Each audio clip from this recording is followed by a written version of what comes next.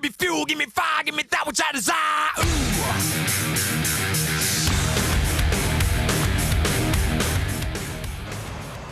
Hi, I'm John Dodson. This is Stock Car Racing.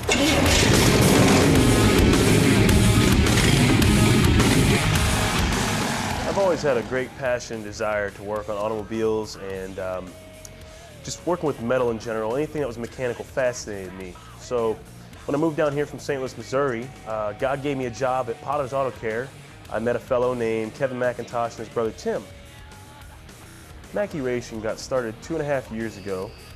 Started out with two brothers from Pennsylvania, Tim and Kevin, who had a great love for racing ever since they were young. They decided that they were going to build their own car and Tim was going to drive it. So from then we got started. It took us 6 months to build our first car. It took us almost a year to win our first race, but we got her done. Ever since my childhood, I've always had a great mechanical inclination. Anything that had moving pieces in it fascinated me. Fortunately, God instilled those qualities in me. It's not something that I progressed on my own.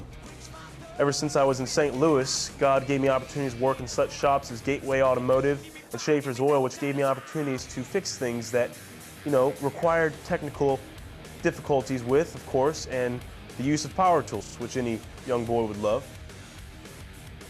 Currently, we're sitting in Mackey Racing Garage in front of our newest addition, number 64, the 1978 Buick LeSabre, nicknamed the Big Nasty.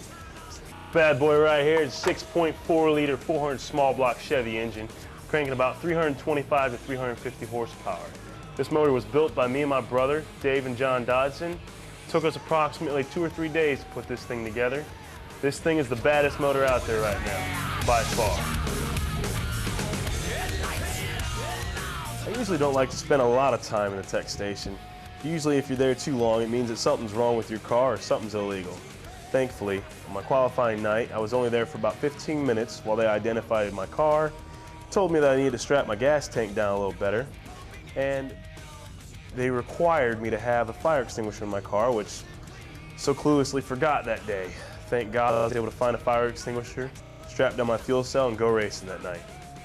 Anytime you're driving around a track at 80 miles an hour with 35 other drivers, it's kind of tough to keep the car from spinning out, and it's kind of tough to keep it from getting dented and banged up. Thank God on May 12th I was able, minus a few close calls, to keep my car fully intact, other than a few mechanical problems we have. That's why we always begin our races with prayer and always rejoice afterwards when we come home safe. Currently it takes $150 each race to keep this number 64 car on the track. That's tires, fuel, entrance fees, and minor motor repairs. That's why I have 3 proud sponsors that volunteer their time and money to keep this car on the track. That's McIntosh Racing, The Works, a handyman company, and John Dodson Construction.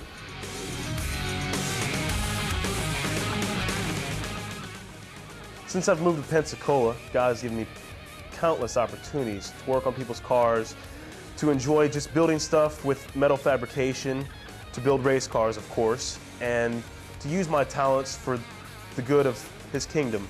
I've had the privilege of working on many youth pastors and many pastors' cars to help them out, which is something that God has given me to use for a gift to them. That's why I know not to take it for granted whenever God gives you something, that you should use it.